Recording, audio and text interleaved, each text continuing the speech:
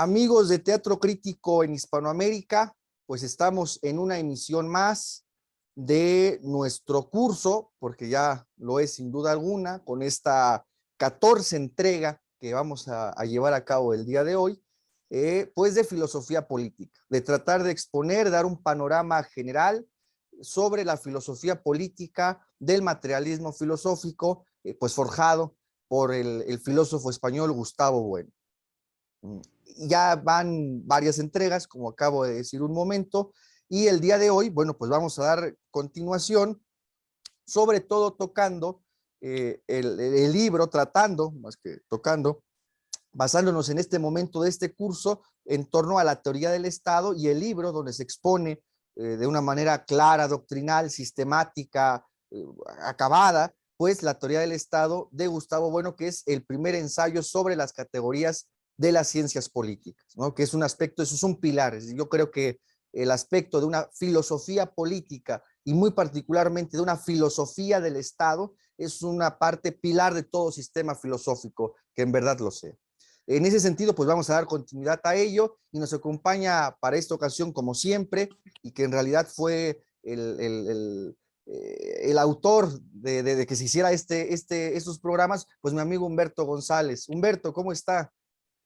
Muy bien, Axel, un gran placer estar nuevamente emprendiendo esta tarea que nos hemos impuesto de tratar de estudiar y entender pues las ideas de la teoría política del maestro Gustavo Bueno. Entonces estamos ya preparados para hacer la parte que nos corresponde hoy. Eso es, Humberto. Bueno, pues miren, el hilo conductor de estos 14 programas con este que está ahora en marcha, pues ha sido el primer ensayo sobre las categorías de las ciencias políticas, prácticamente en el orden en que se va desarrollando. En algunas partes las hemos nutrido con elementos de otras obras o de otros artículos, pero fundamentalmente ha sido ese el hilo conductor. En la ocasión pasada, y el tema que nos convoca hoy, tiene que ver con la clasificación de las formas de gobierno y de las formas de Estado.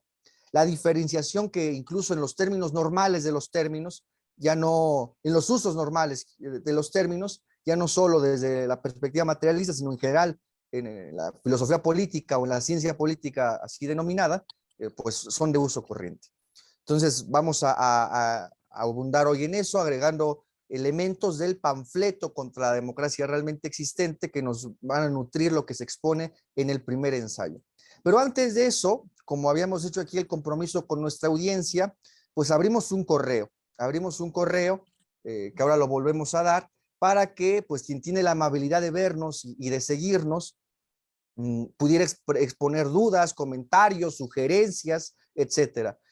Han sido muy amables en escribirnos, vamos a ir atendiendo poco a poco todos los correos, por una cuestión sobre todo de tiempo. Si dedicamos aquí un espacio a contestar todos los correos, se nos da un programa entero, ¿no? Entonces vamos a dosificarlos.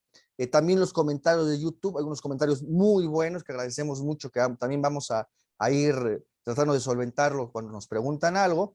Y el día de hoy quiero dar respuesta en la medida de mis capacidades y posibilidades a una pregunta que nos mandan desde México, además, al correo de filosofiapolitica.filomat@gmail.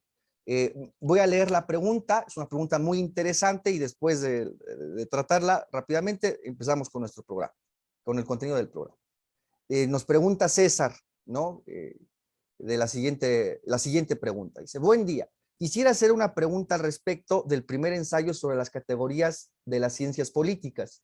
Mi pregunta es la siguiente. De acuerdo con los planteamientos del libro de Gustavo Bueno, ¿es posible reinterpretar la disciplina de las relaciones internacionales desde el materialismo filosófico? ¿Es posible hacer un análisis de las relaciones de poder entre estados? Esa es mi duda y gracias por la atención. Nos comenta nuestro amigo César. Pone sus apellidos, pero bueno, por privacidad solo decimos su nombre y agradecemos mucho esta pregunta. Bueno, la pregunta es buenísima y es muy importante porque tiene que ver en cómo se dan ciertas disciplinas o ciertos contenidos en formas de licenciaturas en las universidades, ¿no? Y que no se establece, generalmente desde la perspectiva gremial, pues se dice, claro, las relaciones internacionales sí son una ciencia, ¿no? Sin tener clara la idea de ciencia. O lo mismo con la sociología, ¿no? Sí es una ciencia. Bueno, en fin.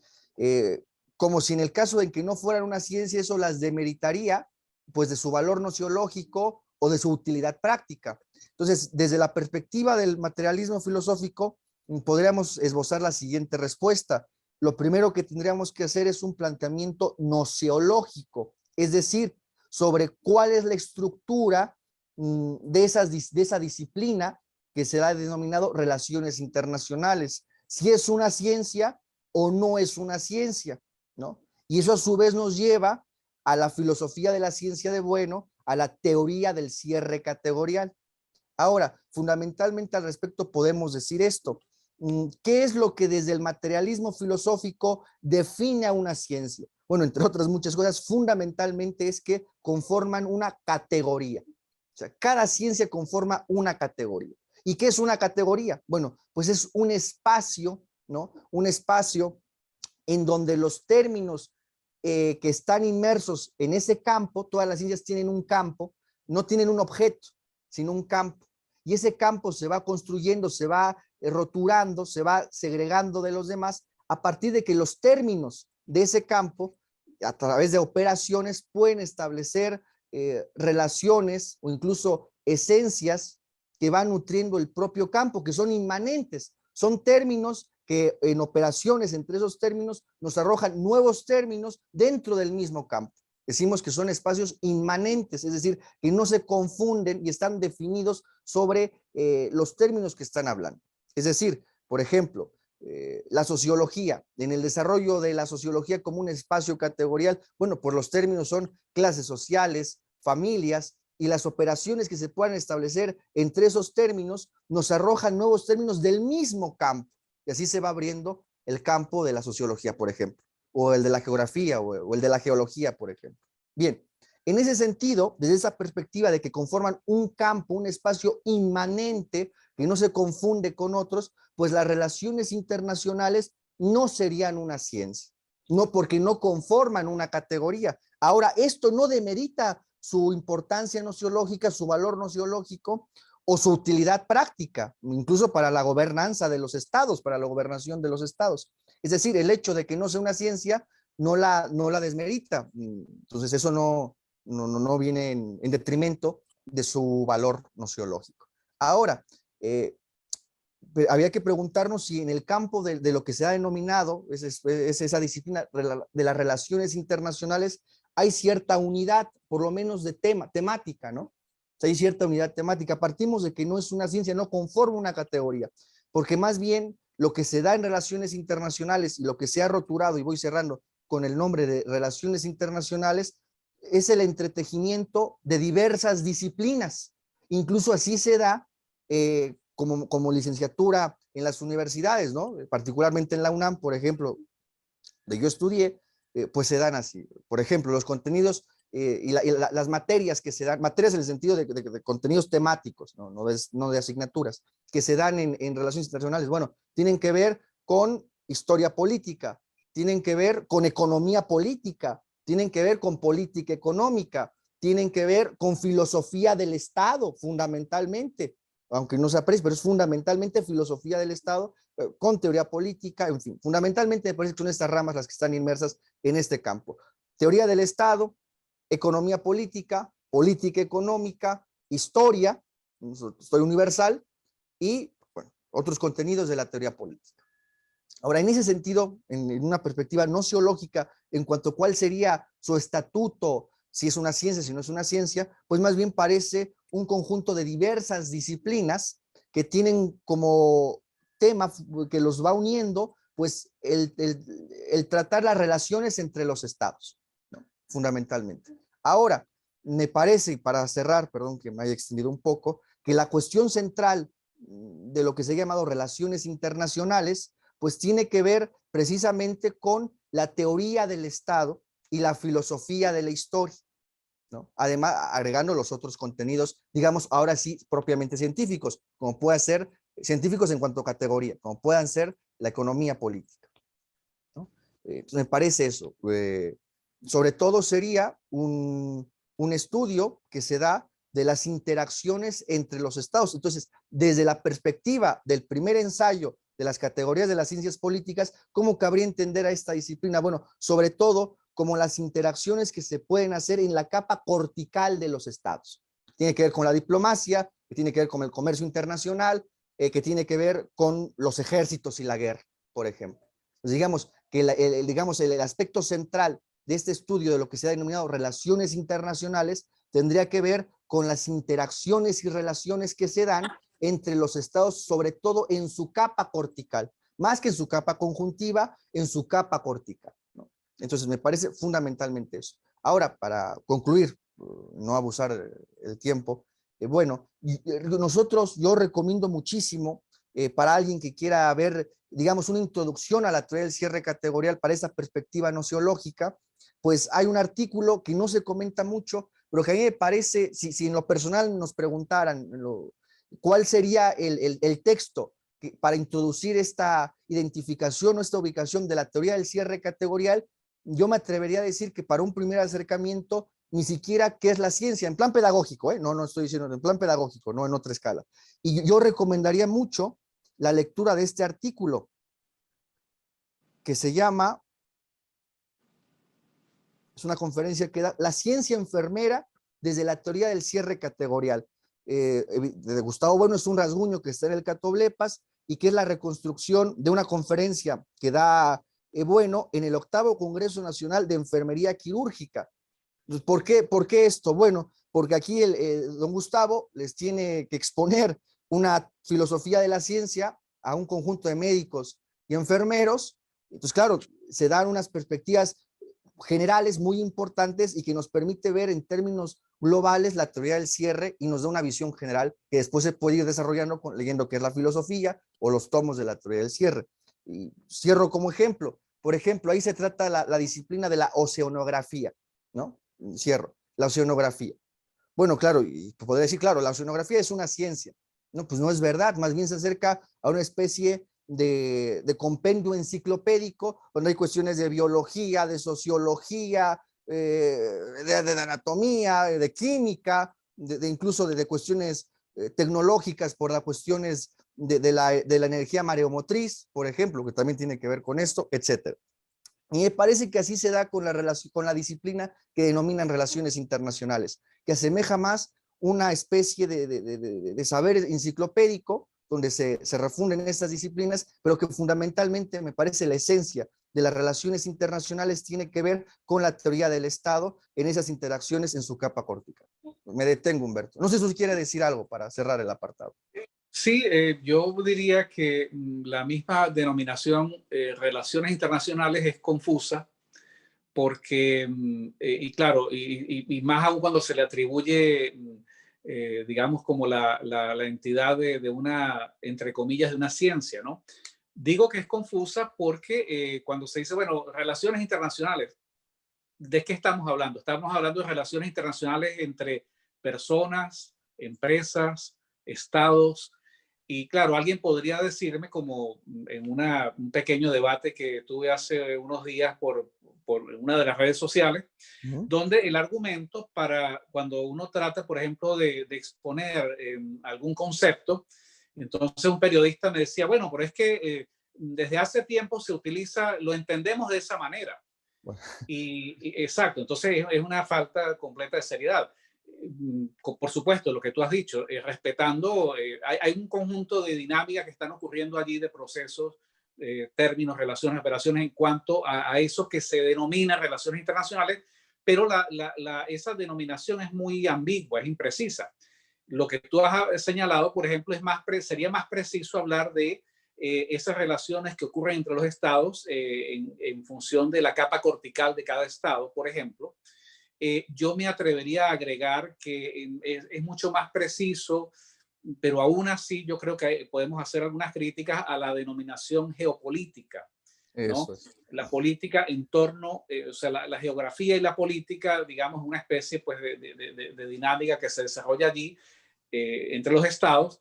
Y yo diría que la teoría del profesor Gustavo Bueno sobre la dialéctica de los imperios, la dialéctica de los estados, es mucho más precisa aún.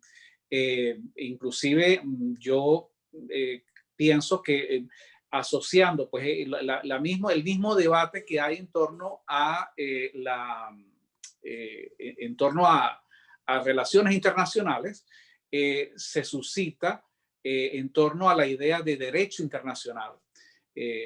No se puede hablar de derecho internacional porque no hay, digamos, un Estado que abarca a todos los Estados.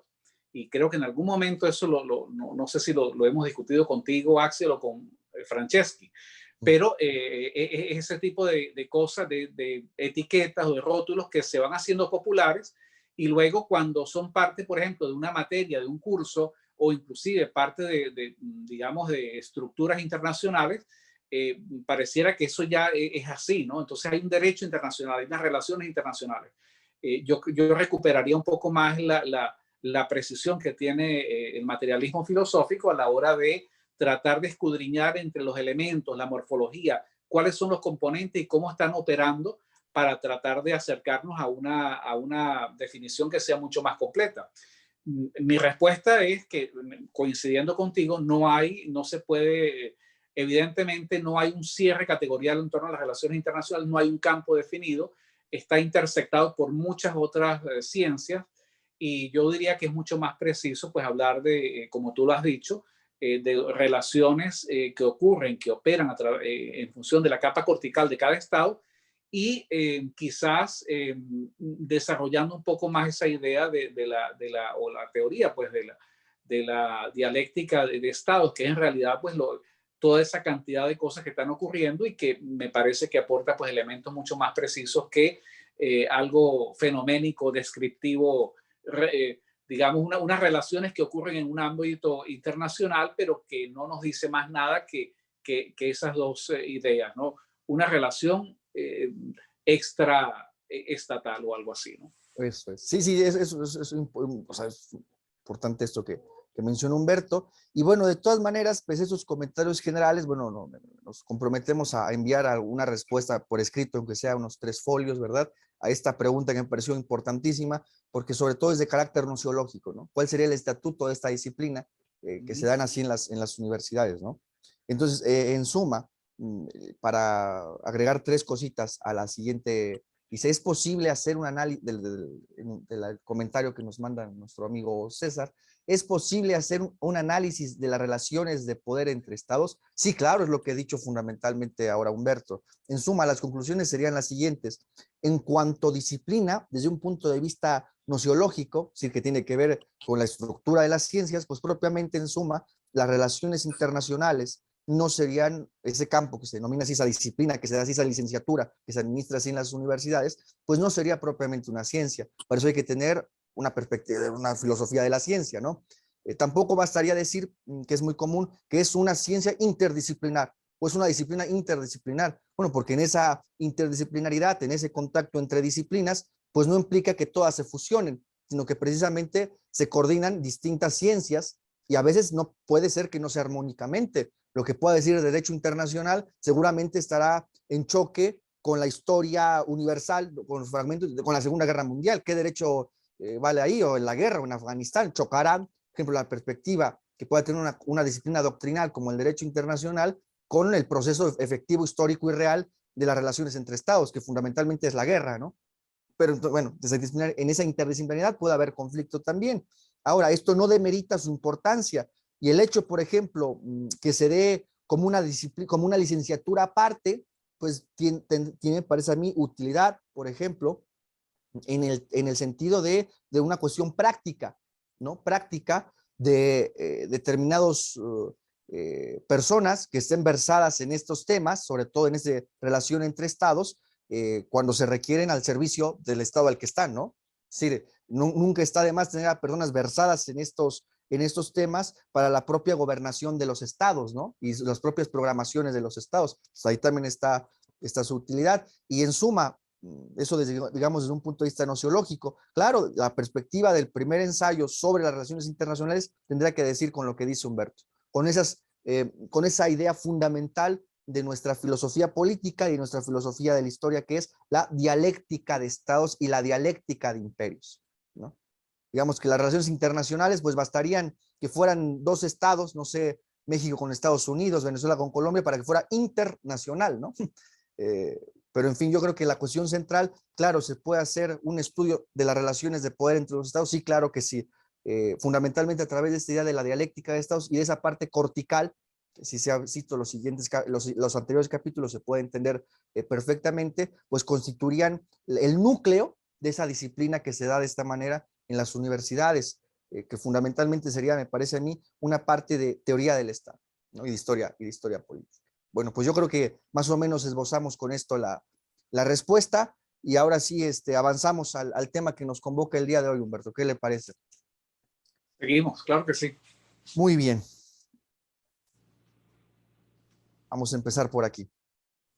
Nos quedamos en nuestra última sesión diferenciando sobre todo lo que se entiende en el uso común y corriente de las relaciones internacionales, perdón, de las ciencias políticas, me quedé con eso, de las ciencias políticas en torno a las formas de gobierno y formas de Estado, y la indistinción que suele haber, sobre todo que eso remitía a tener una teoría del Estado. ¿Qué se entendía por Estado? Si por Estado solamente se entendía una parte de la sociedad política, el régimen político, esa capa conjuntiva de la que hemos hablado, o por si era el contrario, entendíamos por Estado al conjunto de la sociedad política. Y que por tanto, para clasificar las formas de Estado y las formas de sociedad política, pues no bastaría en decir si es democracia, si es aristocracia, si es oligarquía, si es monarquía, porque entonces quedarían sin definirse el tipo de interacciones que se dan en la capa económica y en el campo de las relaciones internacionales, precisamente entre las interacciones entre estados,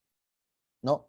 Y en ese sentido hacíamos la diferenciación y la crítica de cómo desde el materialismo filosófico se podían reabsorber y reclasificar otras clasificaciones como la de Bobbio o como la de Juan J. Linz en particular. Hoy vamos a tratar digamos, una especificación a esa tipología que hacíamos de sociedades políticas.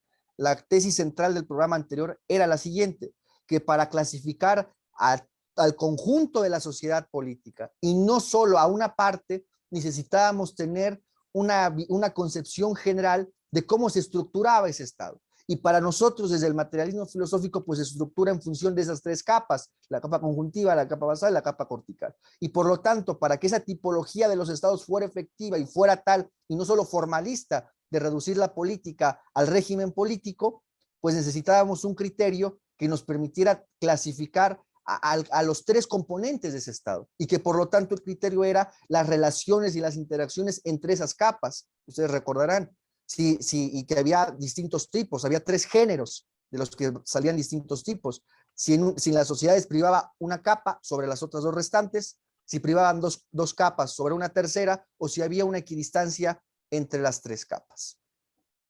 Ahora, sin embargo, hay en la tradición filosófica, pues también esta situación de las formas de gobierno, que tendrían que ver desde la perspectiva del materialismo filosófico con la organización de la capa conjuntiva del régimen político. Y llegados a este punto, sobre todo para gente que pueda llegar a ver este programa de manera individual al margen de los terceros, pues se me ha ocurrido ahora pues de dar lectura a la entrada que redacta el propio Bueno al término de sociedad política en un glosario que hace en la obra El fundamentalismo democrático. O sea que me parece que esto da un resumen rápido y nos permite avanzar por si alguien llega a ver este programa y escucha estos términos y no los identifica, ¿no? Aunque los hayamos tratado en ocasiones anteriores. Dice Bueno al respecto: sociedad política. La estructura de la sociedad política, encarnada principalmente en el Estado, luego haremos un matiz de eso porque es importante decir que principalmente, pero bueno, se representa en el materialismo filosófico mediante la siguiente tabla, se acordarán, de las capas del poder, y de las capas del poder, en la decisión de tres capas del poder político y de tres ramas de este poder. Ahora, avanzo un poco. En la capa conjuntiva se engloban los poderes estrictamente políticos que comprenden tres ramas que coinciden con el poder ejecutivo, el poder legislativo y el poder judicial. La capa basal engloba todo lo que tiene que ver con la base económica. A esta capa pertenece el territorio apropiado por el pueblo a partir del cual se formará el Estado. El territorio es el fundamento de la patria, la planificación de la economía y la redistribución de la misma. La capa cortical engloba todos aquellos aspectos de una sociedad política que tienen que ver con sus relaciones e interacciones con otras sociedades políticas, lo que hace un momento comentábamos. Comprende también tres ramas que corresponden al poder militar, al poder federativo y al poder diplomático. Bien, dicho esto, en esta clasificación que se ha hecho a lo largo de la tradición, pues en el primer ensayo es fuerza tratar la clasificación que realiza Aristóteles, pero que no queda claro si se refiere eso precisamente solo al régimen político, a esas formas de gobierno o a la tipología de los estados en su conjunto. Porque más bien lo que hace Aristóteles es una clasificación de los tipos de poder o de distribución del poder que se hace. Y en ese sentido, me parece importante empezar por aquí. Bueno, realiza una crítica a esta clasificación de Aristóteles en este primer apartado, en este apartado del primer ensayo.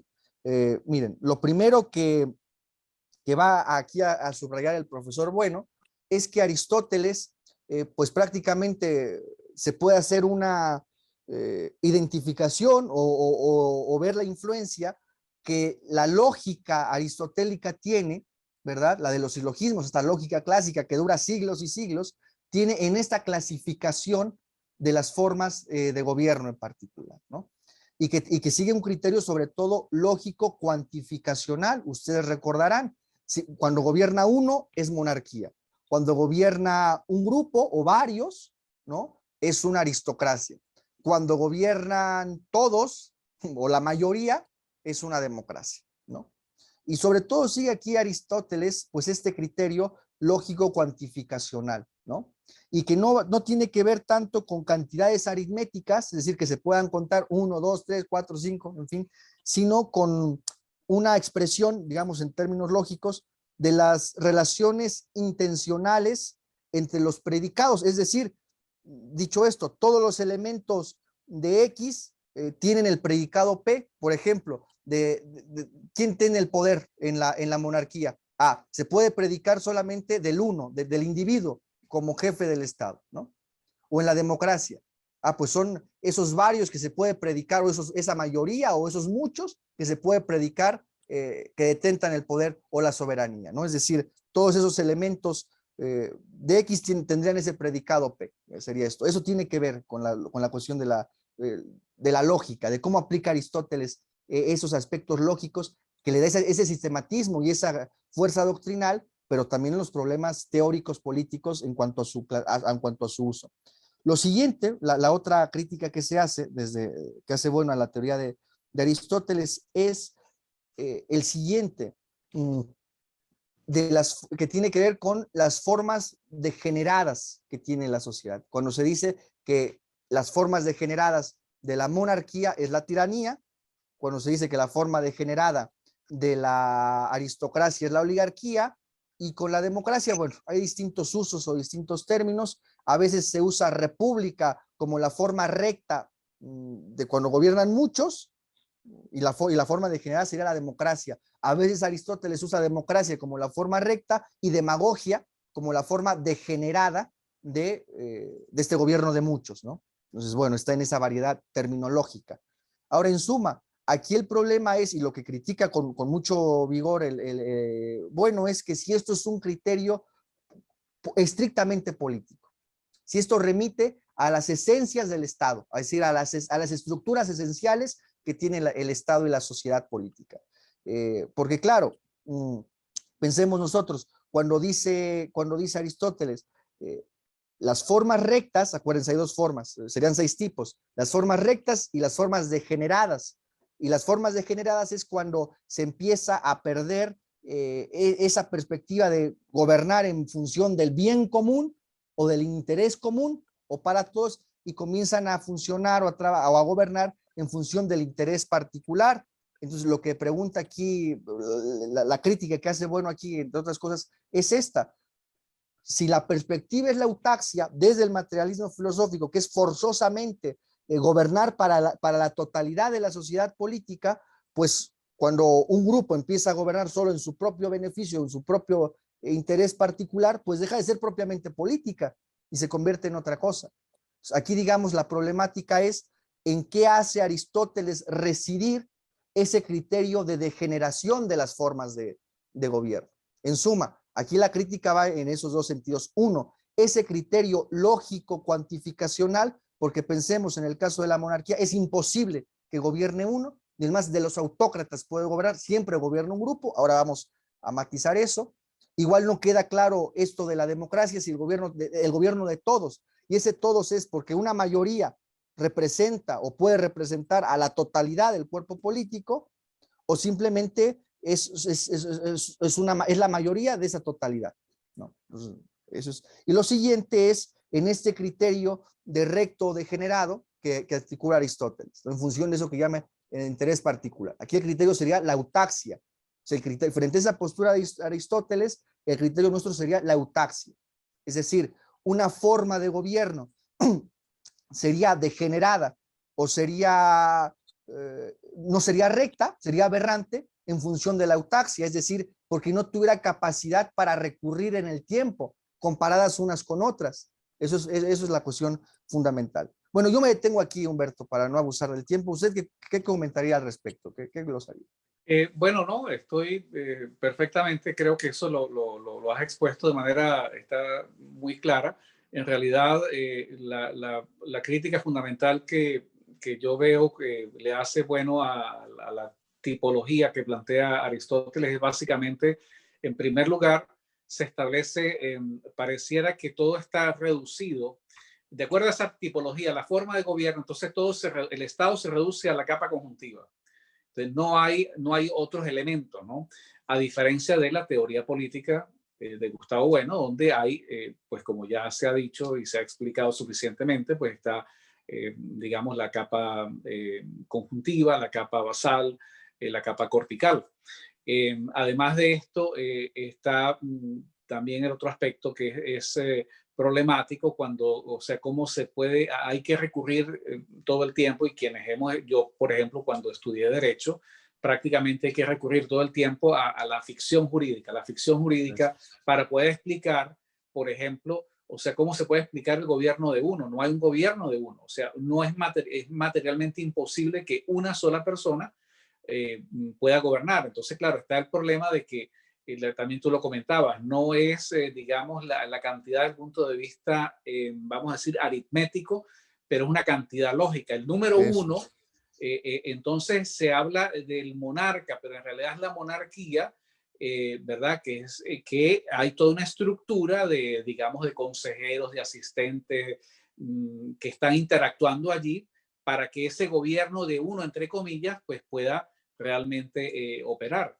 Lo mismo, problemática, pues la forma cuando se trata de describir la democracia como el gobierno de todos, es imposible que sea el gobierno de todos. Todos no pueden estar, pues, o sea, a la final eso termina, es más realista cuando se ve como digamos, hay una clase política, no son todos, es un grupo, ¿verdad? Que comienza, pues, digamos, a actuar. Y claro, hay que recurrir pues a esta ficción jurídica de que, bueno, es el gobierno de todos, pero en realidad es la mayoría, pero tampoco es la mayoría, sino es quizás la minoría más grande que es tiene la capacidad de movilizarse, de expresarse políticamente, y el resto pues tiene que adherirse, ¿no? a esto. Pero yo pienso que, o sea, esa parte digamos, para mi manera de ver, es sumamente útil porque desmonta pues toda esta, sobre todo eso en lo cual se viene cabalgando esas ideas de fundamentalismo democrático, tratar de explicarlo todo. Por ejemplo, otro de los problemas que yo veo también en la práctica, ¿no?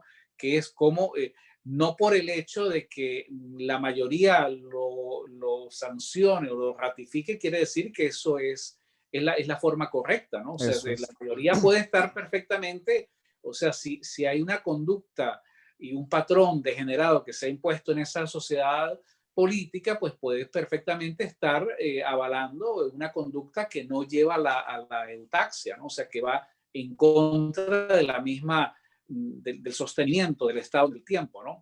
Entonces yo lo que digo que considero que lo que recupero es que el ir a los elementos, ¿no? A la morfología de la sociedad política, pues es mucho más preciso que simplemente ver el aspecto descriptivo, fenoménico de lo que está arriba. Hay otras cosas que están actuando y pienso que eso es el aporte, en mi opinión, más importante que hace Gustavo Bueno a la construcción, pues, de esta teoría política, ¿no?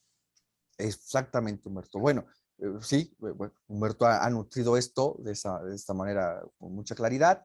Y para cerrar esta parte y pasar a la siguiente fase de nuestro programa, evidentemente engarzados con esos temas, en suma, esta clasificación de Aristóteles tendría de estas formas de poder, formas de gobierno, que podríamos nosotros ligarlo sobre todo a la cuestión de la capa conjuntiva del régimen político, es decir, a una parte de la estructura y organización del Estado, pues con esos dos criterios. Aristóteles ocupa dos criterios, un criterio lógico cuantificacional, ¿verdad? Un criterio lógico que evidentemente yo creo que aquí la tesis, una de las tesis fuertes de Bueno en este diagnóstico es el papel de los primeros analíticos, del organón, de su lógica, para hacer esta sistemática de las formas de poder, de gobierno, con esos dos criterios. Por una parte, esos criterios lógicos, cuantificacionales, que se establecen perfectos con la cuestión del silogismo, del singular, particular y el universal, por ejemplo, y por otra parte, una cuestión del valor veritativo, es decir, de estas formas rectas o degeneradas. Del criterio cuantificacional que utiliza Aristóteles sale el unos, el pocos o el muchos o el todos, ¿no? Con esas formas, y a su vez del criterio, digamos, de ese valor veritativo en función de la perspectiva de Aristóteles, si gobiernan en función del bien común o del interés general, pues esas formas rectas o degeneradas, las formas rectas que acabamos de decir y sus formas degeneradas, que son cuando dejan de perder la perspectiva de la totalidad y gobiernan en beneficio propio.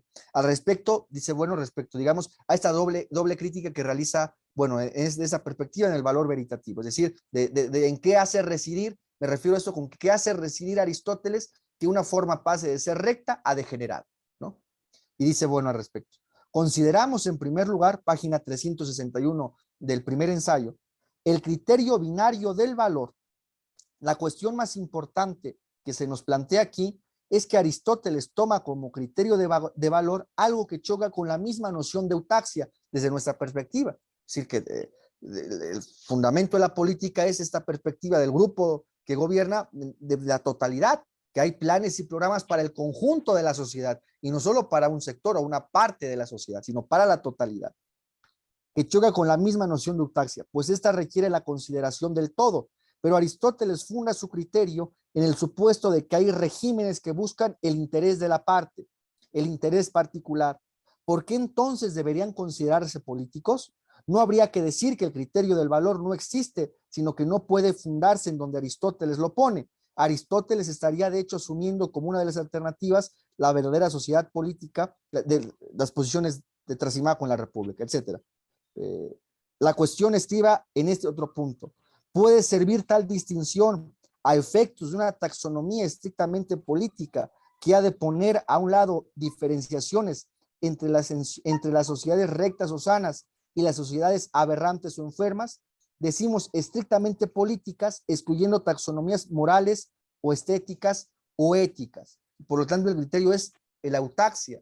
¿Cuánto tiempo? Y como claro, en los estados, pues no se puede decir que sean eternos, pues ¿cuál sería el criterio para esa eutaxia? ¿Cuál sería el criterio de duración objetivo y real? Porque aquí dice bueno, de una manera muy clara, y también dice, solo la ciudad eterna o la ciudad de Dios de San Agustín es eterna, ¿no? Pues claro, se podría hacer una comparativa, digamos, en términos históricos. Si una aristocracia dura más que una oligarquía, es porque es más eutáxica la aristocracia. O al revés, en fin, que ese sería el criterio. Ya no sería si se gobierna para muchos los que se gobiernen en función del interés particular, que no deja de ser confuso. ¿Cómo estableces un parámetro para eso? Sino el de la eutaxia, ¿no? El de la recurrencia de la eutaxia. En fin, las problemáticas que establecíamos ahora en cuanto a esos criterios cuantificacionales.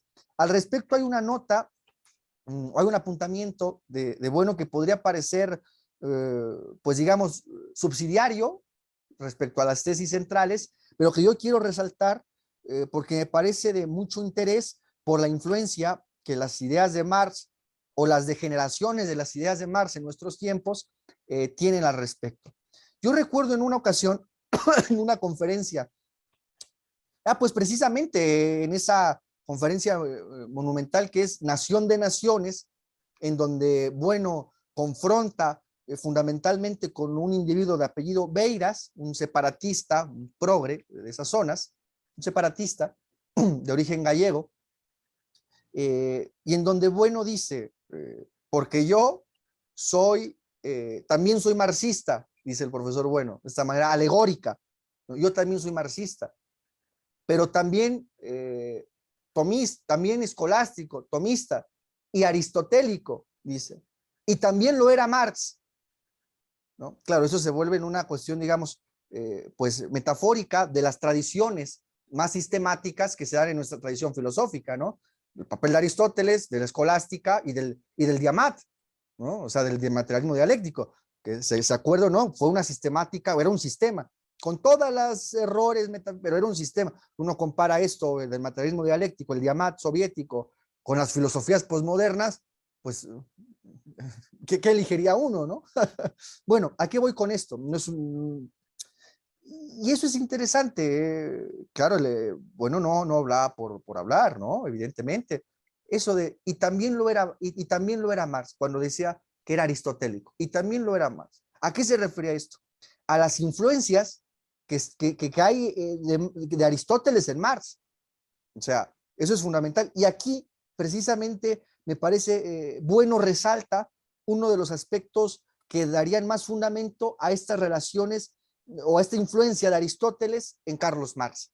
Cuando Aristóteles, pese a estos criterios formales y lógicos que utiliza para esta clasificación, en el desarrollo de su obra, en la obra de la política, Aristóteles, en su puesta en marcha de esta clasificación, utiliza no solo criterios conjuntivos, que serían esos que acabamos de dar, el unos, el pocos, el muchos, o esas formas degeneradas o rectas, sino también criterios basales, esto ya reinterpretado desde nuestra teoría del Estado, es decir, con criterios que tienen que ver con la economía y los recursos y las formas de producción de su momento. Y entonces, claro, es Aristóteles el que, por ejemplo, dice que la sociedad se divide en dos clases fundamentalmente, en la terminología, bueno, que usa Aristóteles, de los ricos y los pobres, o los propietarios y los desposeídos, o la clase propietaria y la clase desposeída. Es decir, Aristóteles usa un criterio basal que tiene que ver con las formas económicas y de producción que está viendo. Ahí también el vigor de Aristóteles, esto es muy interesante, ¿no? Y eso, vamos, yo creo que también influye precisamente en Marx. Y más aún, pero más aún, no solamente en esto, cuando Aristóteles,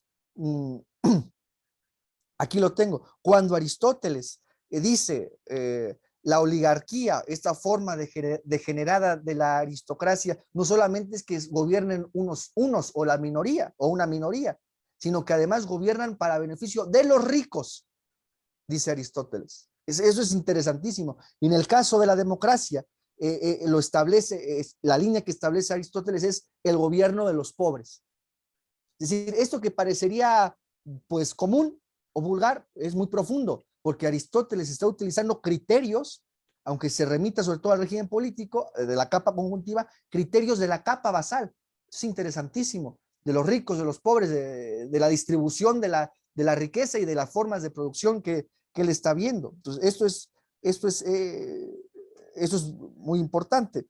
Y en ese sentido, pues evidentemente ahí se puede ver esta influencia de Aristóteles en Marx, que además Marx mismo decía, ponderaba el papel de Aristóteles. Se puede ver también en cómo inicia su clasificación de las mercancías, lo de valor de uso, valor de cambio, eso ya lo tenía presente Aristóteles, o sea, no, no es un invento de Marx, ni siquiera de la economía clásica inglesa, ¿no? Es decir, esto me parecía interesante, aunque evidentemente las interpretaciones que salían de ahí eran diferentes.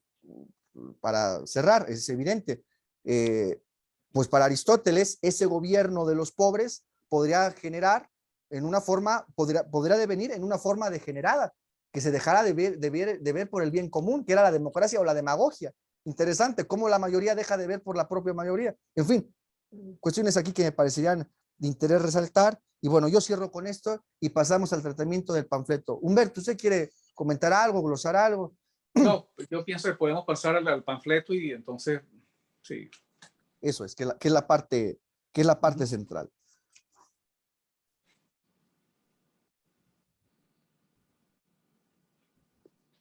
Bien, sí, fundamentalmente era eso que queríamos comentar.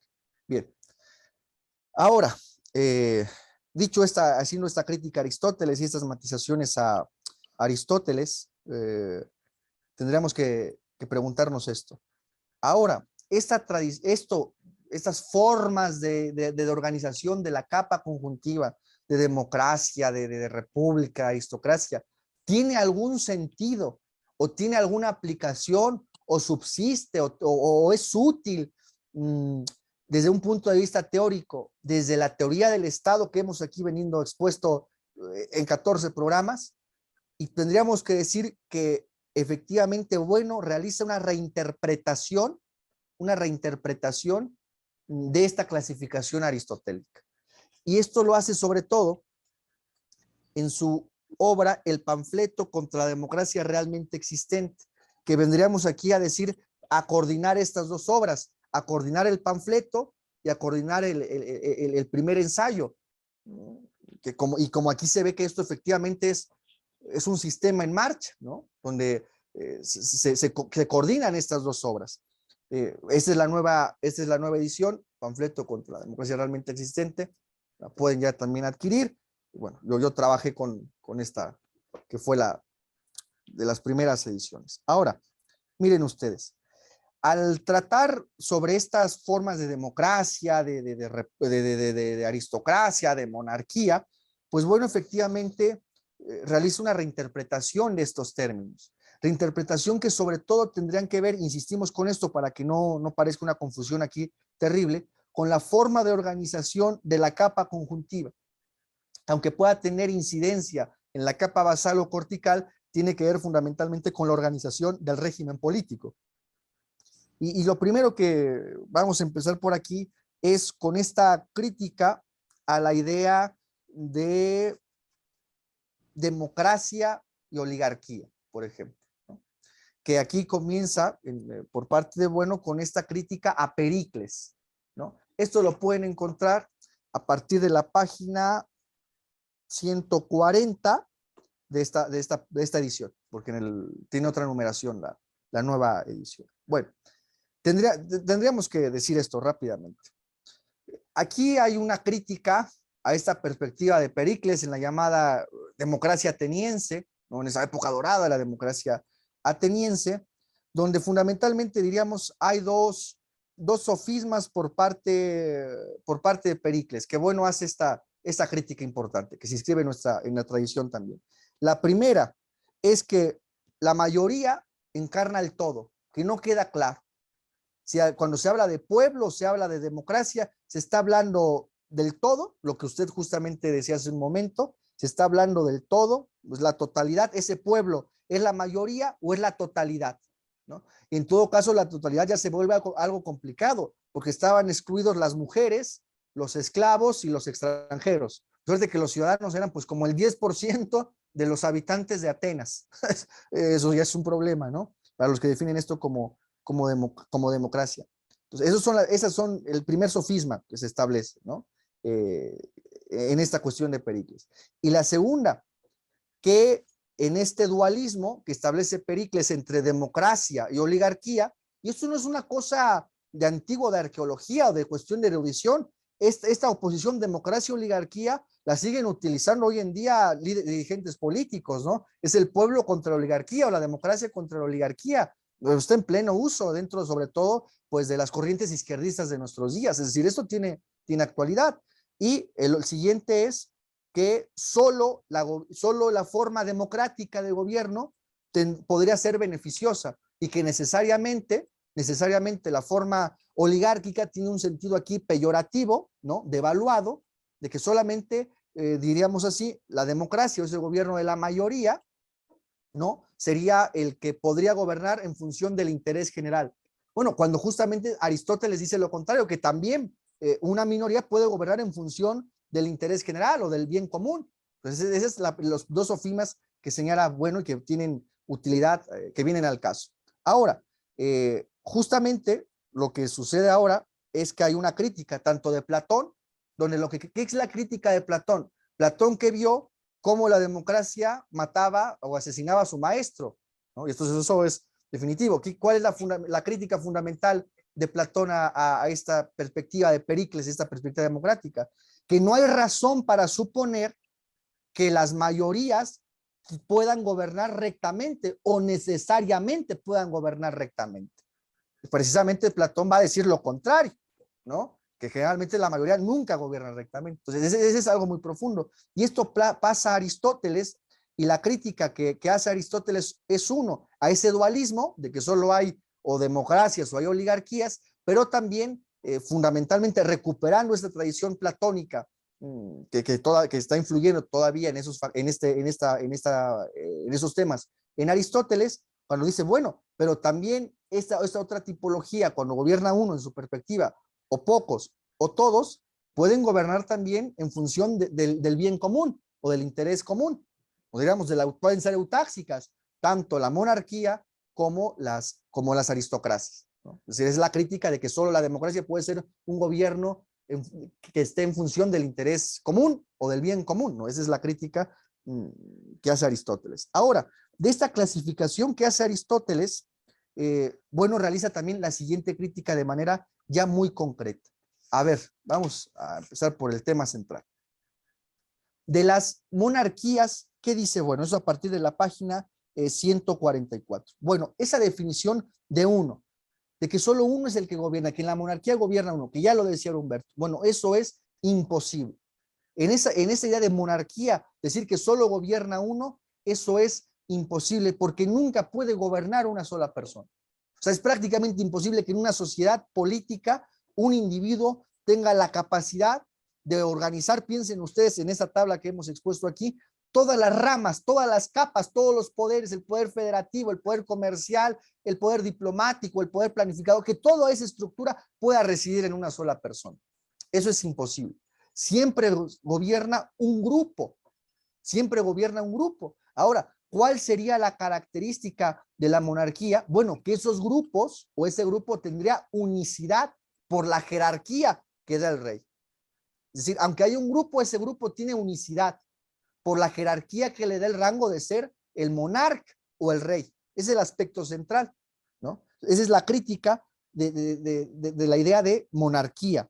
Ahora, en esta reinterpretación que hace Bueno de Aristóteles, lo primero que dice Bueno es, necesitamos nombres correctos para clasificar estas formas de gobierno, o estas formas que pueden tener los regímenes políticos, esta capa conjuntiva. Y Bueno realiza efectivamente toma una nueva nominación, toma nuevas nomenclaturas para estas formas. A la monarquía, que critica Bueno esta perspectiva de que se pueda definir como el gobierno de uno, las va a llamar Bueno las monoarquías. Eso es muy importante. Las monoarquías. Y las monoarquías pueden ser monarquías o tiranías. Ahora vamos a ese tema. Las monoarquías, en donde ¿cuál sería lo particular de esto? No que solo gobierne uno, sino que gobierna un grupo o dos grupos, pero estos grupos tienen unicidad, que se las da el rey por su jerarquía, ¿no? La siguiente es las paroarquías. Paroarquías, eso es muy importante. Las paroarquías, que es cuando gobiernan unos cuantos, un grupo, o ahora ustedes podrían decir, caray, pero si también en las paroarquías gobierna un grupo o un conjunto de grupos, ¿qué la diferenciaría de las monarquías? Precisamente eso, la unicidad que da la cuestión jerárquica del rey. Aspecto central. Si bien en las dos gobiernan los grupos, como es lo suyo natural, en las monarquías esos grupos tienen unicidad, incluso en el caso de que sean diarquías, como pasó en Roma cuando se dividieron los imperios. Ahora, las paroarquías, que bien pueden ser aristocracias u oligarquías. Ahora vamos a eso. Y las poliarquías. Aquí ya es la diferencia de decir que gobiernan todos. Eso es imposible. Pueden gobernar muchos, ¿no? muchos, y eso serían las poliarquías, que es un término que está en la tradición y que, por ejemplo, en la politología norteamericana, Robert Dahl tiene una obra célebre que se llama Poliarquías. Claro, ahí el uso es más bien nominal, poco se tiene que, hay una crítica interesante, ahí el papel de Robert Dahl cuando usa este término de poliarquía, pues digamos que es una crítica a cierto, advierte él que es casi imposible que gobierne esos todos, que es imposible que gobierne el todo, gobierne el pueblo. Entonces es una crítica, digamos, en plan dialéctico, que retoma el término de la tradición Robert Dahl, y bueno, aquí, bueno, habla de las poliarquías, y como este gobierno de muchos, o de minorías, que se pueden volver mayorías por coalición con distintas minorías. Ahora, para cerrar esta parte, hablamos por tanto de monoarquías, de paroarquías y de poliarquías. ¿Cuál sería el papel de estas monoarquías, paroarquías y poliarquías dentro de nuestro modelo genérico, canónico de la sociedad política? ¿O es que están divorciadas? ¿O es que, bueno, nos plantea aquí un tema que ya no cuadra con nuestra teoría del Estado? Todo lo contrario, digamos, serían las formas, sobre todo, que se pueden estructurar la capa conjuntiva, el régimen político. Es uno de los criterios, esta clasificación, reinterpretando a Aristóteles, en esta tradición tan importante que hay que tener en cuenta, de cómo se organiza el régimen político. El régimen político. Ahora, ustedes pueden ver que, bueno, aquí habla también, digamos, como de formas rectas y formas no rectas, ¿no? De monarquías dos tipos, monarquías o tiranías, de paroarquías dos tipos, aristocracias o oligarquías, y de poliarquías dos tipos, democráticas o demagógicas. Uno podría preguntarse, ¿y en qué funda bueno estas distintas especies de estos tipos de sociedades políticas? ¿En que están en función del bien común, en que unos gobiernan para el interés particular o no? No, aquí la cuestión está en función de la autaxia, La idea de política recta que tratamos en los primeros capítulos de este curso tenían que ver cuando van en función de la autaxia, Aquí ya no es si es el bien común o si están pensando en plan psicológico. Claro, en las tiranías es que el que ostenta el título de monarca tiene una ambición desmesurada de poder, que son criterios psicológicos. Eso a nosotros no nos interesa, sino que esté en función de la autaxia, es decir, que esas sociedades tengan recurrencia o no en el tiempo. Yo me detengo aquí, Humberto. ¿Qué diría usted? ¿Qué glosa? En fin, lo escuchamos.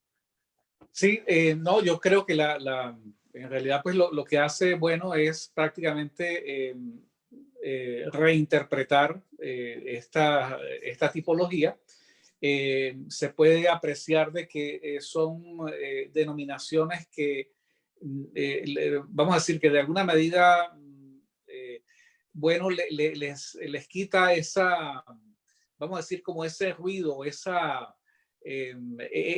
elementos que pueden confundir, ¿no?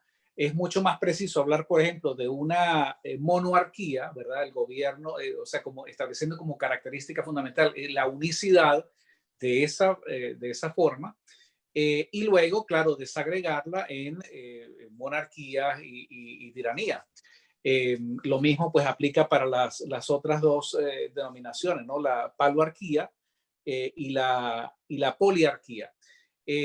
Yo diría también que la otra parte que me parece que es fundamental es que el criterio que utiliza bueno para establecer si la forma de gobierno es la correcta o es la desviada está, digamos, intrínseca, está relacionada con la estructura del Estado, de la sociedad política. No es un tema de que si es gobierno de las minorías, entonces, por definición, es un gobierno malo porque va a gobernar para los ricos, ¿no? O que si es un gobierno de las mayorías, entre comillas, entonces es bueno porque va a gobernar para los pobres. Utilizando, pues, digamos, el lenguaje que hemos aprendido acá, pues esos son aspectos, digamos, fenoménicos.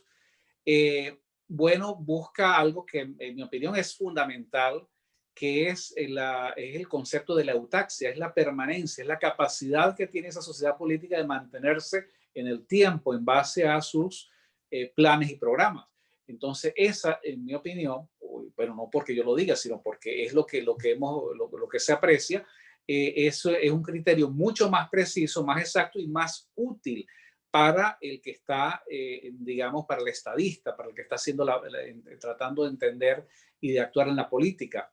Es cómo esa forma, esa sociedad política se mantiene en el tiempo. Y claro, es algo que aun cuando, como tú lo has dicho, ninguna sociedad política es eterna, pero la aspiración, ¿verdad?, de quienes están en esa sociedad política es a mantenerse en el tiempo la mayor cantidad de tiempo posible, ¿no? Yo pienso que es así. Entonces, esa sería mi observación.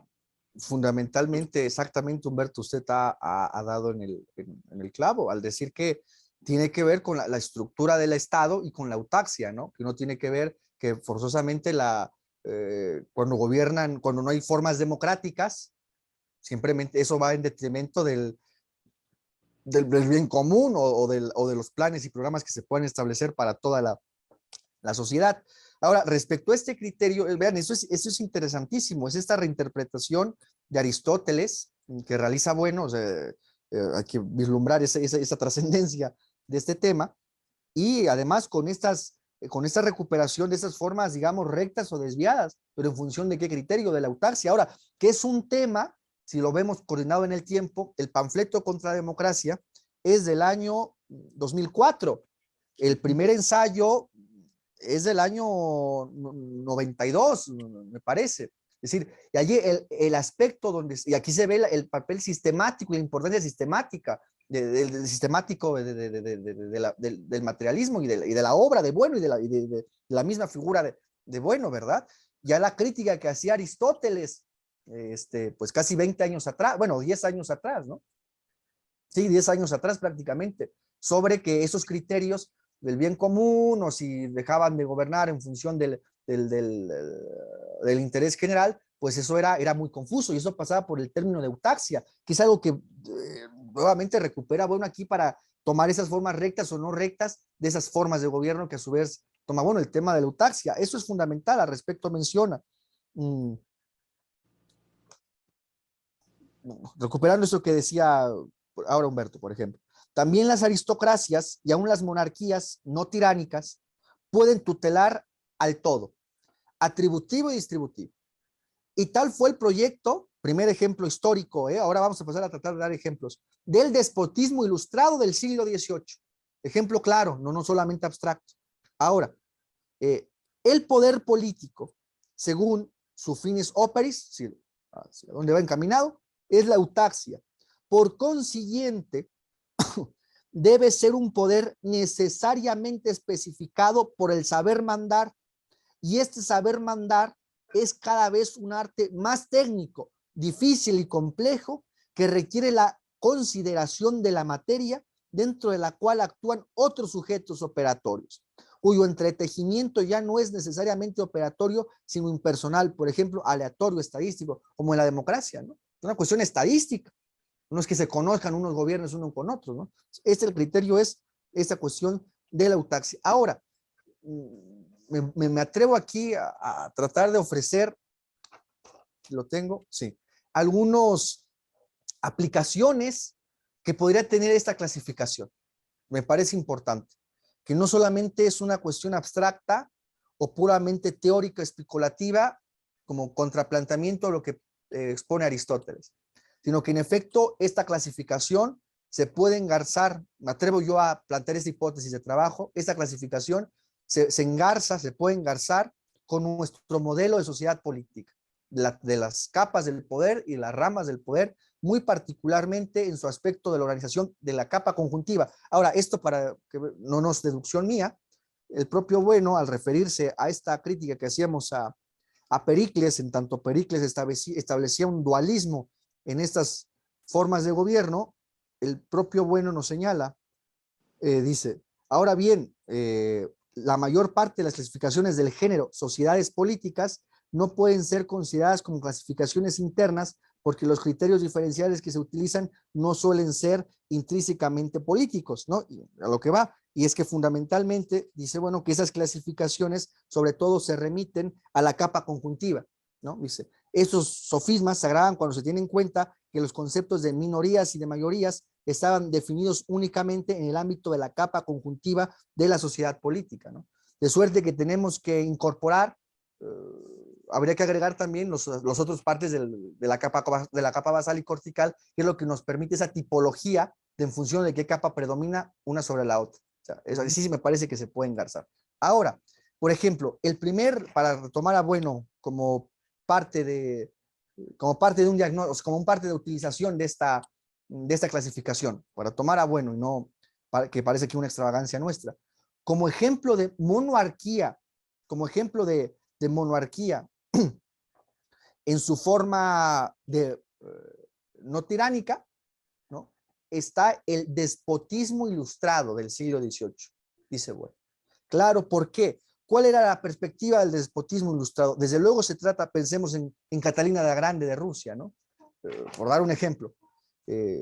Bueno, pues se trata Carlos III en España, lo que sé. Pues se tratan de unas monarquías, pero que están totalmente en una concepción eutáxica, ¿no? Una concepción eutáxica y además de unos planes y programas que consideren al conjunto de la sociedad, incluso a esos pobres a los que Aristóteles ya hacía referencia. Bueno, utiliza esta fórmula que es muy interesante. Un gobierno para el pueblo, sin el pueblo. Me parece, para aquella frase que se atribuye a Lincoln, ¿no? La democracia es un gobierno del pueblo, para el pueblo y por el pueblo. Pues bueno, el despotismo ilustrado sería un gobierno para el pueblo, sin el pueblo. Eso tiene este vigor crítico. Entonces, dado como este ejemplo histórico de una monarquía en su versión de monarquía no tiránica al despotismo ilustrado, ¿cuáles serían casos o ejemplos? Yo los pongo como hipótesis de trabajo, no me atrevo aquí a ver como hipótesis de trabajo, los casos de pararquías. Y me parece que si bien esto también tiene que tener, si esto es una ecuación sistemática y potente, también tiene que considerar los casos históricos, nos tiene que dar explicación de casos históricos. Hoy las monarquías, bueno, pues van siendo menos, quedan sobre todo algunas en Europa, pero, por ejemplo, en el mundo islámico, hombre, Arabia Saudita, o sea que se nos olvidan esas cosas, que todavía existen cosas así, o en cuestiones de África. Arabia Saudita no es una monarquía constitucional, Arabia Saudita es en plan de una monarquía, en plan del despotismo, no sé si es una tiranía o no, pero ahí persiste. Ahora, paurarquías, desde un punto de vista del régimen político, ¿qué se podría entender en la actualidad como paurarquía? Pues me parece a mí que un ejemplo de paurarquía, como un gobierno de pocos o de grupos, pues sería, por ejemplo, el caso de China. El caso de China, porque ¿quién detente, quién gobierna? Un grupo, el Partido Comunista. Y particularmente dentro del Partido Comunista, el Comité Central. Y además hay una institución en la estructura del Estado chino que se hace todavía más jerárquica y le da el carácter más de dirección colegiada, de una dirección colegiada del Estado. Parece una broma, pero es real, existe, que es el comité permanente del Comité Central del Partido Comunista, ¿no? Entonces, y el comité permanente lo forman 5 personas: Xi Jinping, Li Keqiang, primer ministro, y otros miembros del partido, ¿no? Y el papel que tiene también la Comisión Militar Central, el ejército, tampoco está pintado, y menos el ejército de China, ¿no? Es decir, uno podría pensar, bueno, ¿y por qué no interpretar de manera no jurídica y no formal a Xi Jinping como una monarquía? ¿Qué tal si es una monarquía? Pues me parece que no, por el entramado institucional y el peso de las otras instituciones que fundamentalmente es el partido. O sea, eso no se puede entender como una monarquía al margen de que tenga corona o no, ¿no? Me parece que más por el peso del partido y los grupos que hay en el partido, que también opinan. O sea, Xi Jinping, claro, es la imagen, y más por la forma de propaganda que se da en el propio régimen chino, como el dirigente máximo, y lo es, pero en coordinación con otros grupos, es una dirección colegiada, ¿no? ¿Quién lo elige? No por vía hereditaria, no porque diga una persona, es una decisión también del Comité Central. de la asamblea del partido. Entonces, me parece que como ejemplo de paroarquía se puede entender a China en su forma, digamos, de gobierno de su régimen político, y particularmente me parece que se trata de una aristocracia, más ahora empeñados como están con en los nuevos planes quinquenales y nuevos programas de este plan que van sacando cada año a varios cientos de millones de personas de la pobreza. Y cuando, bueno, es increíble, con la quiebra que hubo de la mayor inmobiliaria china, Xi, ¿cuál fue la decisión de Xi y del Partido Comunista? Dijo, no te vamos a rescatar, ¿eh? No te vamos a rescatar. Y la crítica que hizo a la especulación inmobiliaria, dijo, las casas y las viviendas son para que vivan las personas, no para que estén en la bolsa. Estos criterios que va impulsando Xi son interesantes, y para callarme, o al dueño de Alibaba, o sea, aquello era una empresa transnacional enorme, y entonces empezó a criticar las regulaciones que tenía el Estado chino. Y un mes desapareció, ¿eh? Un mes no se le encontraba. Y ahora aquí no solamente me parece se puede reducir la crítica al de, como criticó el gobierno lo encerró. No, más aún lo que dijo después Xi, que no era tolerable que en un estado, y menos en China, que socialismo chino, ¿verdad? Que no era tolerable que una persona tuviera tal concentración de capitales, porque implicaba también que se podía volver un poder en contra del Estado, que podía a rivalizar ante esa fuerza económica con el Estado, y que eso no era aceptable en China. Y ¡pam! ¿Qué hizo? Dividió a la empresa, le dividió por orden del Estado. Entonces, eso es sorprendente. O, por ejemplo, en esa previsión muy inteligente que hace esta dirección colegiada china, bueno, TikTok, un porcentaje, me parece que el 30% de las acciones de TikTok es propietaria del Estado chino. Entonces, también se ve este modelo de propiedad híbrida. En suma, me parece que como esta idea de paroarquía, pues se puede entender a China como una aristocracia, plenamente. Y bueno, como poliarquías, como democracias, ¿cómo se definiría entonces la poliarquía y la democracia? Y me callo para que Humberto diga lo que ahora crea pertinente. Bueno, pues no en función del fundamentalismo democrático, de que diga la soberanía reside en el pueblo y el pueblo gobierna, ¿no? ¿Cómo se podría entender a las poliarquías, a las democracias de la perspectiva materialista? Como un proceso en donde los órganos, determinados órganos de poder del Estado, se eligen a través de estas elecciones. Ese sería el criterio. Ese es el criterio fundamental de la democracia. Que hay el proceso electoral, que órganos del Estado son electos por esta vía electoral democrática. Por eso esas poliarquías, que sí hay elecciones, ¿no? En esa perspectiva, para que se vea la operatividad de esta clasificación. En China, ¿por qué paroarquía? Bueno, porque no hay esas elecciones. Es decir, no se convoca una elección de sufragio universal para elegir a Xi, lo elige el partido, y más particularmente la asamblea y la gente del comité central, ¿no? Entonces, la cuestión de la idea de la poliarquía en su forma, en esa cuestión como democracia, pues es en que esa mayoría se vuelve como en este órgano teórico de control a través de la vía electoral, que cada 4, 5 o 7 años realiza ahí una elección determinada. Humberto, yo me detengo, no sé si usted diría algo al respecto. Sí, Axel, si tú me lo permites, yo quisiera leer rápidamente. Hay una nota, acá hay un subrayado en el libro del primer ensayo de la categoría de las ciencias políticas de Bueno, donde hay una o sea, para respaldar lo que estás diciendo en cuanto a la manera como se define a la democracia desde el punto de vista del materialismo filosófico.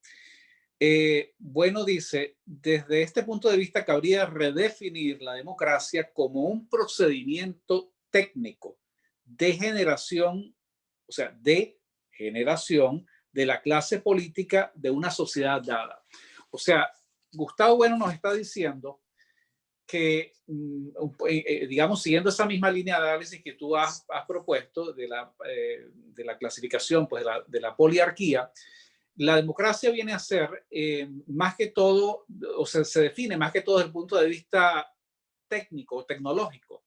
Es un procedimiento, es una manera mediante la cual esa sociedad política escoge o selecciona a sus gerentes o quienes conforman buena parte de esa capa conjuntiva.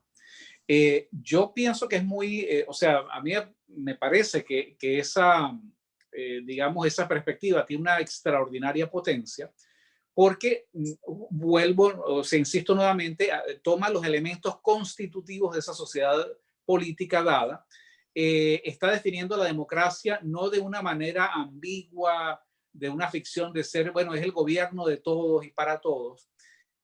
No tampoco está dando un juicio de valor de si la democracia per se es buena o es mala, lo cual por supuesto pues ya sabemos y hemos bastante se ha discutido, pero hay que seguir insistiendo sobre el tema del fundamentalismo democrático.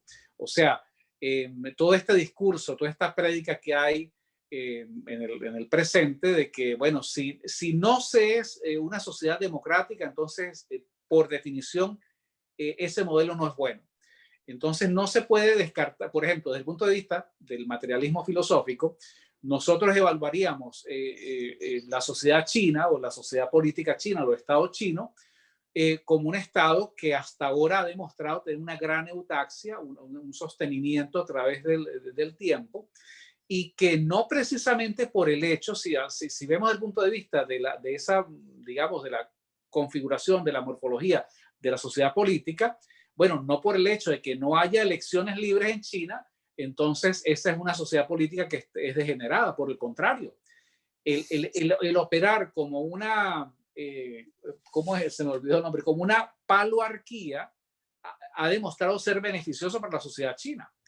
Entonces, eso desmonta todo este discurso y esta prédica, digamos, alabando las bondades de la democracia.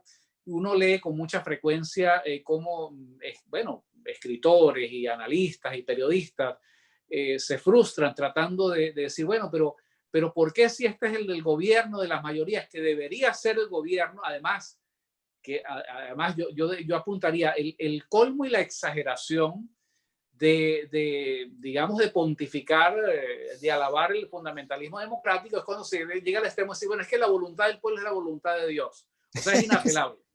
Dios no se equivoca, el pueblo no se equivoca, pero esa frustración que expresan analistas y periodistas es porque no tienen, digamos, los elementos para tratar de entender qué es lo que está pasando. O sea, se está hablando de un modelo que realmente tiene muchos problemas, y que no se puede, yo diría que como una manera para hacer ir, pues yo imagino que ya tú quieres ir matizando para terminar el programa, pero adelante, Humberto, por favor.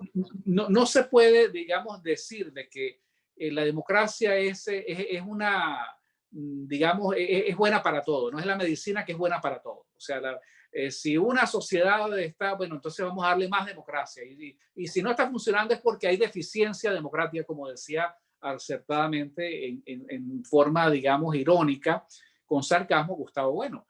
No, yo creo que la utilidad, y aquí cierro mi comentario, que es la idea que tú estabas desarrollando, la utilidad de este tipo de análisis es, por una parte, quitarle todo ese velo, todo el mito de que la democracia es la única forma de gobierno, digamos, que puede ser, digamos, aceptable, y que hay otras formas, de que no podemos estar con ese prejuicio. Por ejemplo, yo diría, por ejemplo, tomando en cuenta nuestra situación en Hispanoamérica y específicamente en mi país, Venezuela, yo creo que nosotros, producto de esa profunda crisis que hay en un país como Venezuela, la solución tenemos que buscarla es justamente con menos democracia, con una forma de gobierno que sea más, digamos, una aristocracia política, o sea, buscar un criterio. Habría que, eso entra en otro terreno, ¿no? Pero es una discusión que yo creo que hay que abordarla sin el prejuicio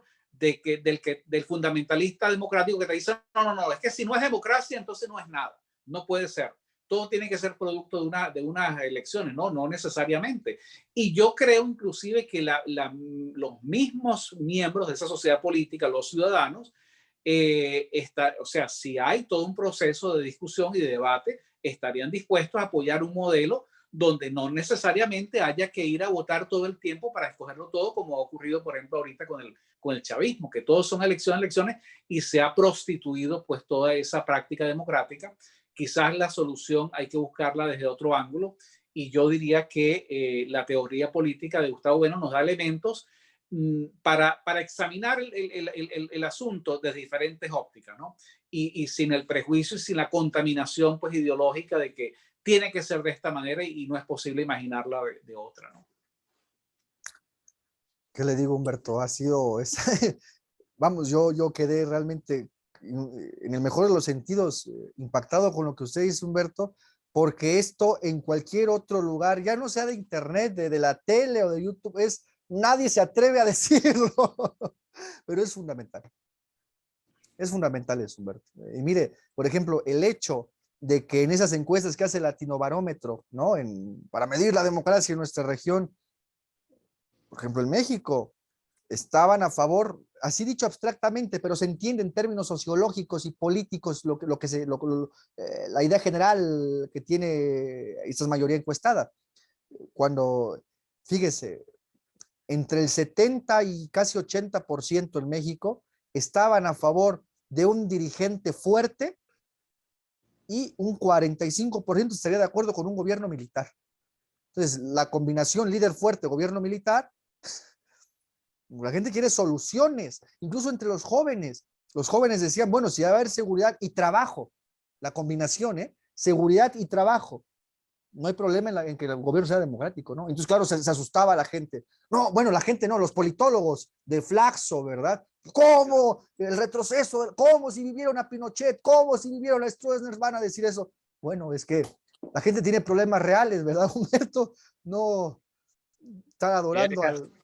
Es así, y yo creo que eso es importante, porque en realidad quienes son portavoces de toda esa ideología democrática, entre comillas, pues son los primeros que dicen, bueno, pero no puede pensarse de otra manera, pero ¿por qué no puede pensarse de otra manera? Y nosotros aportamos elementos para ese debate. ¿Qué es lo más importante? Bueno, lo más importante es la permanencia de esa sociedad política, la estabilidad de esa sociedad política. Ahora, ¿qué importa?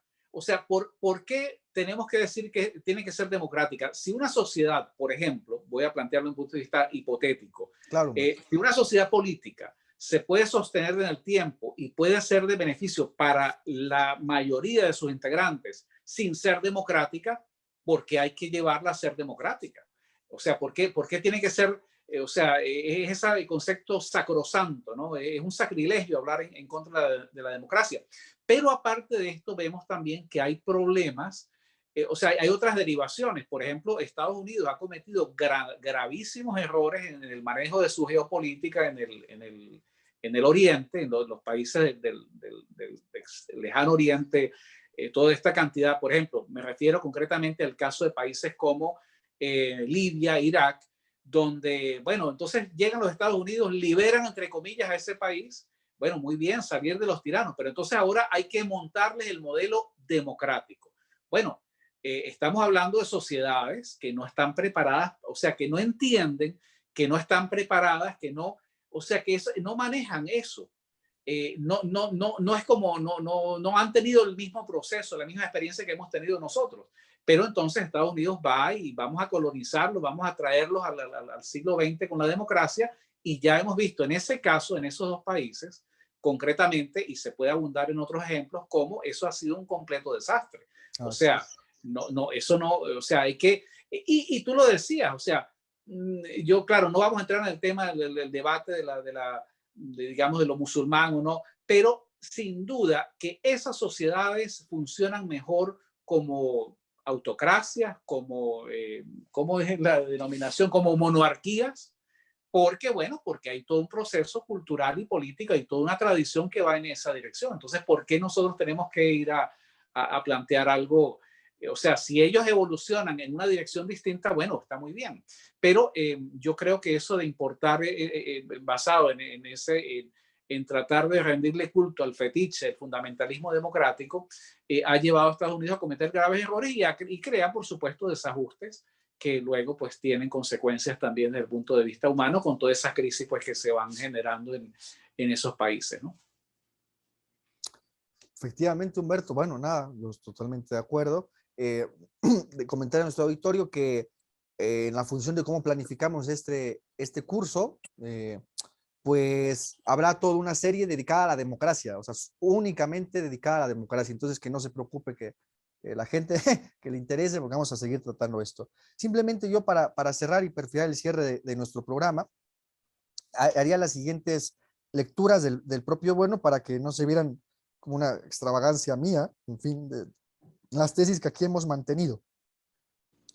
Dice aquí, bueno, el único criterio operatorio que conocemos para reinterpretar la democracia en nuestros días dentro de la tipología aristotélica fundada en la cantidad, no de un modo no metafísico o fundamentalista, es el que considera al pueblo no tanto como la fuente de donde emana de modo positivo el poder político diferenciado, sino como el órgano teórico de control último de cualquier poder por la vía electoral. O sea, eso. No es que el pueblo gobierne, es imposible. ¿Cómo va a gobernar un todo? O sea, ¿cómo va a planificar un todo sobre el todo? Eso sí, es irrealizable por utópico, ¿no? Ahora, eso también es importante. ¿Qué son entonces? Se pregunta, bueno, ¿qué son entonces las sociedades no democráticas, las uniarquías, que se acuerdan que eran la forma primitiva de organización prepolítica y social de las sociedades prepolíticas? ¿O paurarquías? Lógicamente, no serán otra cosa que sociedades políticas cuyos grupos dirigentes especificados por sus planes y programas, aunque sean eutáxicos, no se someten a ese control impersonal de las urnas que llamamos simbólicamente el control del pueblo, porque solo se someten a otros grupos o coaliciones de grupos que logran controlarlos. Yo aquí la imagen no la puedo sacar del Partido Comunista y el Comité Central del Partido Comunista. Completamente, totalmente de acuerdo. Porque solo se someten a otros grupos y solo responden en su ideología no menos metafísica ante Dios o ante la historia. Sí mismo lo ha dicho, tenemos la responsabilidad ante la historia, la revitalización de la gran nación china. O por ejemplo, ante Dios, ese me recuerda a las fórmulas de Franco, por ejemplo. Pues Franco, ¿era una democracia? No, evidentemente no era una democracia.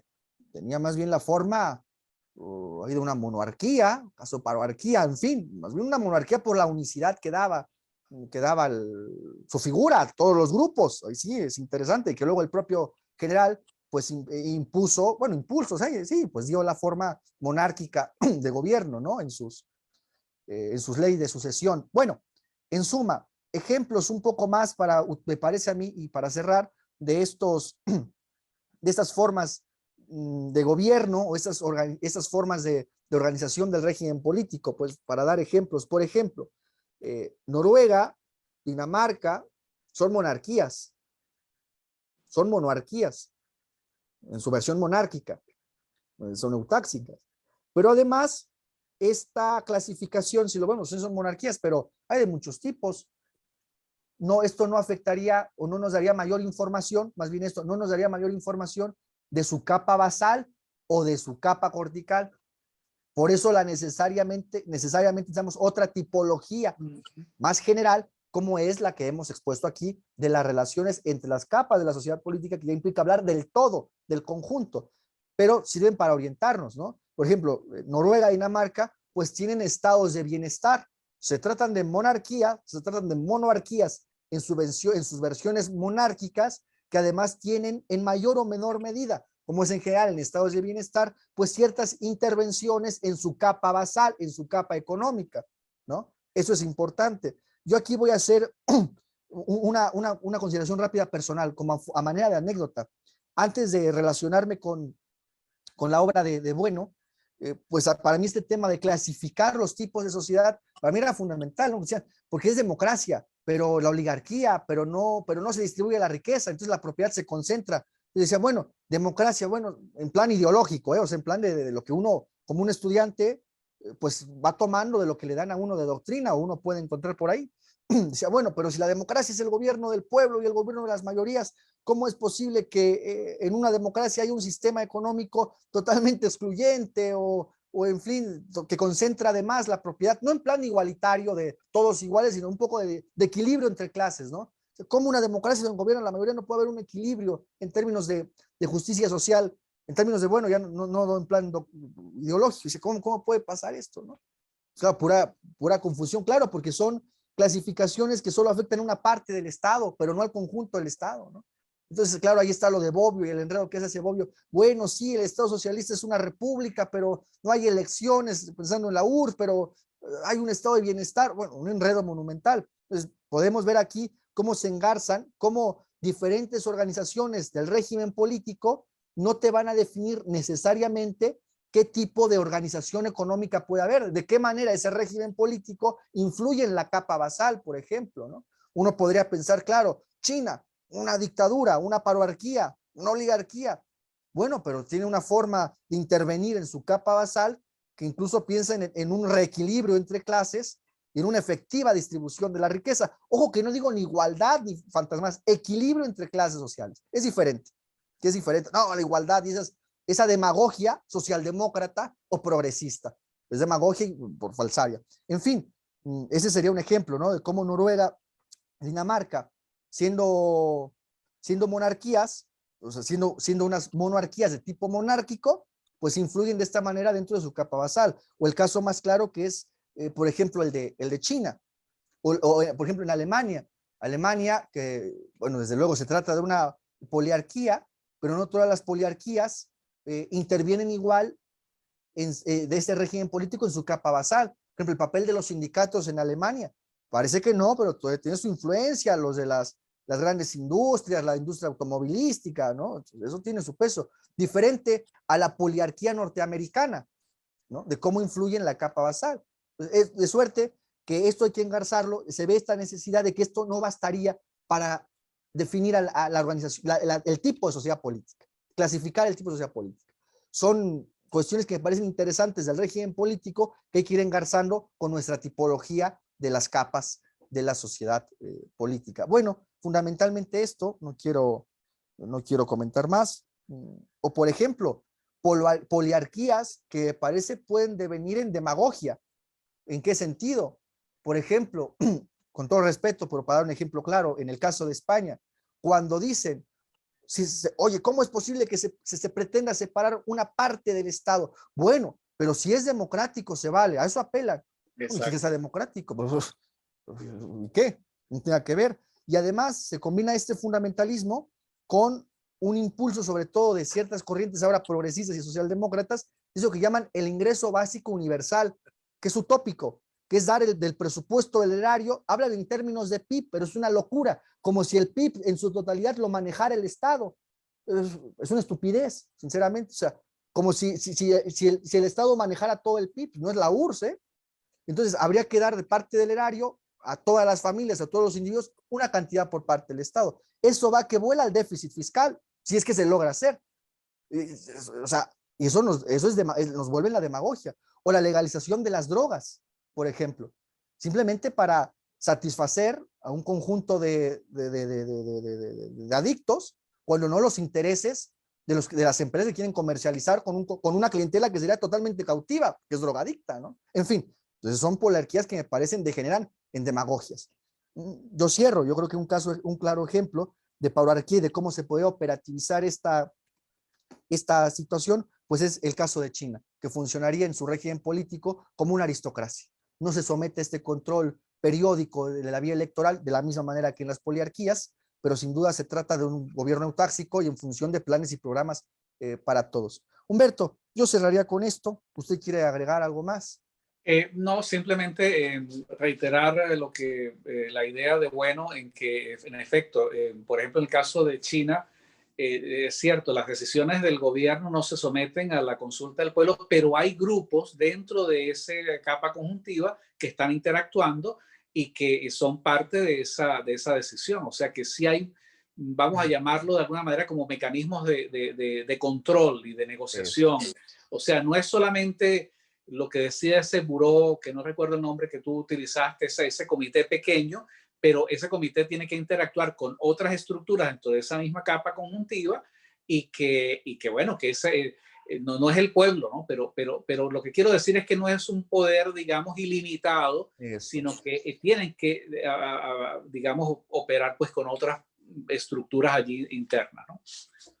Exactamente, Humberto, eso para dar me parecía operativizar, son hipótesis de trabajo que parece para Sí, operativizar sí, esta muy clasificación útil. que, ajá, que podría parecer incluso abstracta. Uno la ley dices, bueno, pero esto cómo se engarza con la otra, con el otro modelo con el modelo canónico de la sociedad política y cómo se operativiza, cómo sabes qué es una paurarquía de una poliarquía. Y claro, yo diría, agregaría algo más, Axel, porque yo imagino que a veces las personas que nos escuchan dicen, bueno, pero está bien, ¿y esto para qué puede ser útil? O sea, como en una oportunidad le escuchaba a Gustavo Bueno, al maestro Gustavo Bueno, bueno, entonces un teorema de Pitágoras para, bueno, puede tener o puede no tener utilidad, pero en este caso yo creo que es importante por lo siguiente, porque el resultado, cuando se hace un análisis político utilizando estas categorías y estos enfoques, produce un resultado completamente diferente a cuando se hace un análisis político, entre comillas, donde lo que se hace es una descripción de eventos, de situaciones, de fenómenos. Y más aún, cuando se tienen que tomar decisiones, ¿verdad? Desde el punto de vista político, pues un análisis que sea un resultado de tomar en cuenta los elementos constitutivos, por ejemplo, de la sociedad política, pues eso va a arrojar un resultado diferente a cuando se hace un análisis simplemente atendiendo a los procesos o a las metodologías o a las técnicas que se usan, por ejemplo, para escoger los gerentes de esa sociedad política. Entonces, yo sí creo que es muy importante y yo diría que la utilidad y la pertinencia y la potencia pues, de la teoría política de Gustavo Bueno realmente se manifiesta a la hora de poder utilizar estas herramientas para tomar decisiones y tratar de interpretar y entender la realidad política. Sí, efectivamente, Humberto. Bueno, pues vamos a cerrar. Donde quedan, por ejemplo, dentro de las monarquías, pueden para dar ejemplos, digamos, concretos, ¿no? Aquí apunté algo más que quiero comentar en unos minutitos rápidos.